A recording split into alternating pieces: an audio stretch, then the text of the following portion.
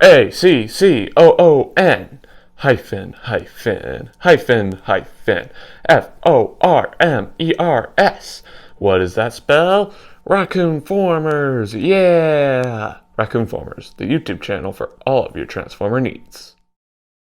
Hello everyone, Raccoon-Formers here, and welcome to a very special video. It's a documentary I'd like to call Transformers, Revenge of the Fallen Fish. You might not know this about me, but I really like taking care of creatures as well as Transformers.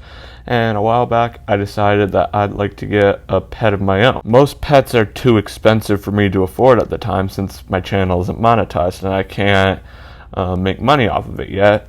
So the only thing I could really afford were fish. So I ended up getting a betta fish since they apparently can recognize you and come up to the glass when you're getting ready to feed them, and I thought that seemed super cute. So I got one, and I decided to name it, get ready for it, Aquamus Prime. Take out the O-P-T-I in Optimus's name and replace it with A-Q-U-A. Isn't it creative?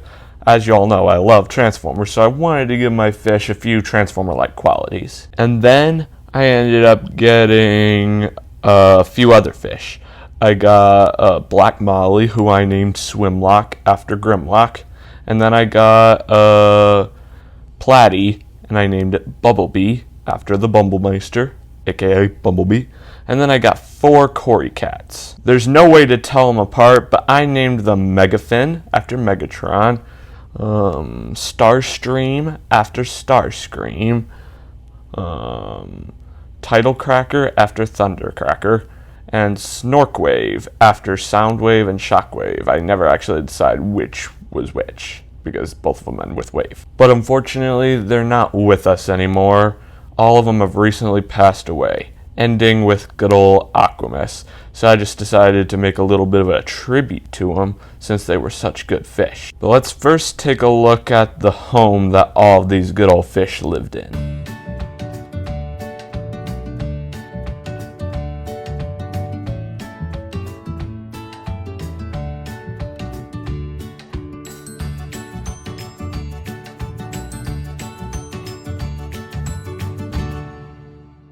Pretty decent setup, don't you think? I feel like my fish were well at home, if I do say so myself. Let's go ahead and discuss everything that I had in the tank. The first thing that I had was this phenomenal looking cave with 4 entrances, 3 on the front and 1 on the back. It's a great place for fish to hide, and my school loved it. They hung out in there all the time. Ironically enough, that's where most of my fish died. Like, whenever I found my fish when they weren't alive anymore, that's where they were, inside of the cave. I guess that proved how much they really loved it, because that's where they wanted their last memory to be or something. It's definitely ironic, but cute. The next item we got is very interesting. It's a fish-themed taco truck. It looks like a normal taco truck, but it has the words fish tacos on the side, like it's a seafood taco truck or something. And there are some fish-themed dishes on this taco truck as well. Let's take a look at the menu. We have Alex's Ahi Ahi. We have Ken's Catfish. We have Sarah's Shrimp. And my personal favorite, Bob's Kebabs. Say that 10 times fast. Bob's Kebabs, Bob's Kebabs, Bob's Kebabs. See, it's definitely a tongue twister. It's funny. The next item we've got here somewhat goes along with the fish-themed taco truck. It's a little shark beside a sign that says no fishing. Creative, huh? The reason why I say it goes along with the fish-themed taco truck is it could be like a mascot for it. Like, you know the Chick-fil-A cow? It's a cow that always says you should eat chicken instead of cow whenever you go to Chick-fil-A. That kind of reminds me of the shark.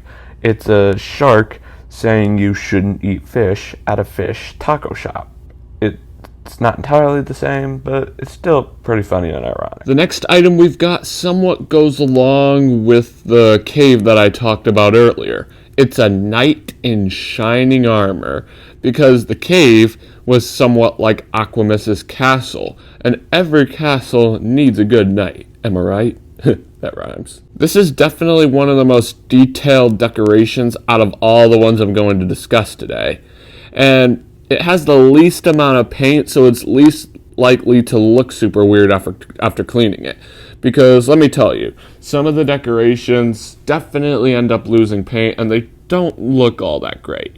So just a warning. Next up, we have something that isn't as exciting. It's just a plant, not a real plant. It's a faux plant or a fake plant. I don't know. One thing I'd like to say about this plant, if you ever decide to get something like it, it's perfect for the corner. I think it's designed that way.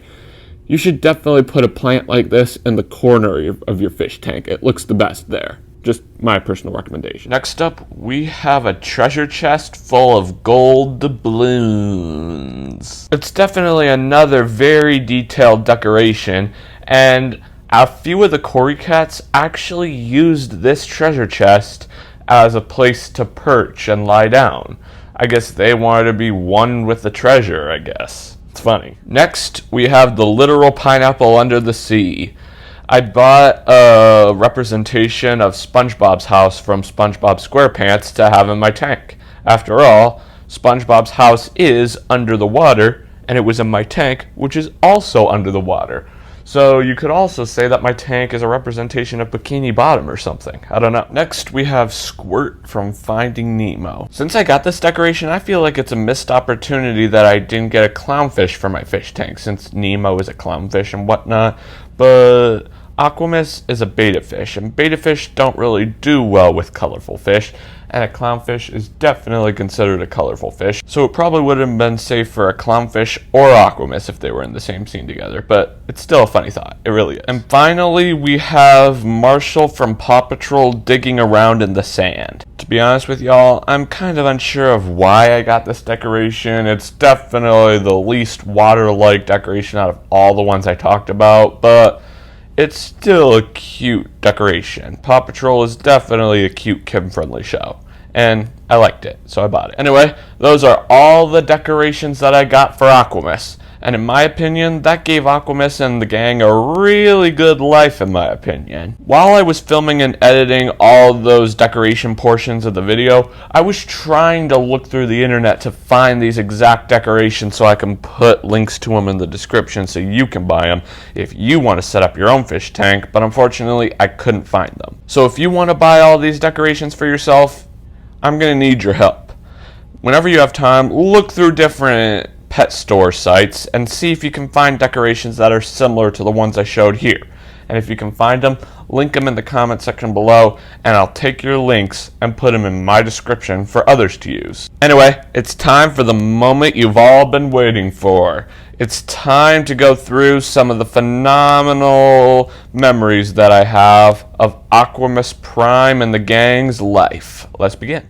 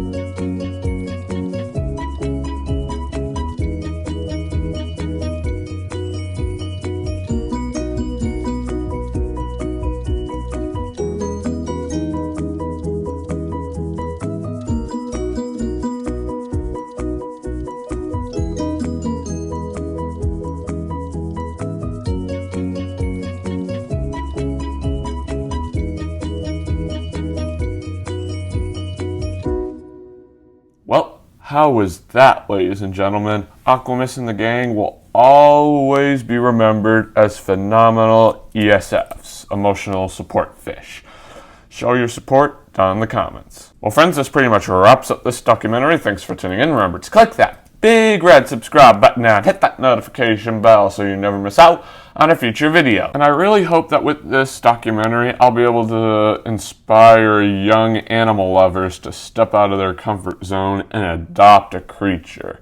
A dog, a cat, a parakeet, a fish, etc.